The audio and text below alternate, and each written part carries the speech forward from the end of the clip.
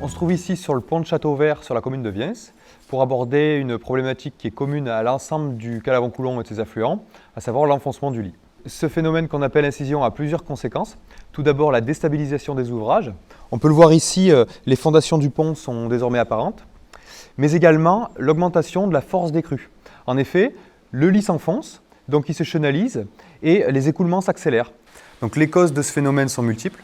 Tout d'abord, l'artificialisation des berges qui ne permet plus la recharge sédimentaire par érosion, mais aussi et surtout les prélèvements massifs de matériaux qu'on a observés en seconde partie du XXe siècle, donc dans un contexte d'après-guerre et de reconstruction nécessaire, mais qui ont pris dès lors une dimension industrielle. Donc il faut savoir que pendant ce temps-là, on n'observe aucune crue majeure du Calavant-Coulon des années 50 jusqu'à 94. Ce qui fait qu'aujourd'hui, on associe souvent ces curages massifs comme une solution de lutte efficace contre les inondations. Or, vous l'avez compris, il n'en est rien. Ceci explique qu'aujourd'hui, la gestion des matériaux dans le Calavant-Coulon, comme sur les autres cours d'eau, est très strictement encadrée par la réglementation, que ce soit pour les riverains ou pour les syndicats de rivière. Donc il existe plusieurs pistes visant à limiter ce phénomène d'incision. Tout d'abord, dans le cadre de son plan pluriannuel d'entretien, le syndicat mène plusieurs actions de gestion des matériaux au droit des secteurs en jeu et où les matériaux s'accumulent malgré tout.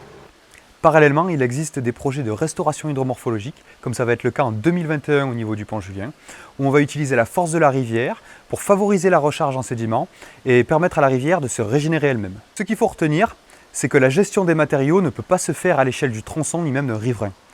Comme souvent dans la gestion des cours d'eau, c'est l'échelle du bassin versant qui prime, et c'est la raison pour laquelle la solidarité amont-aval est primordiale.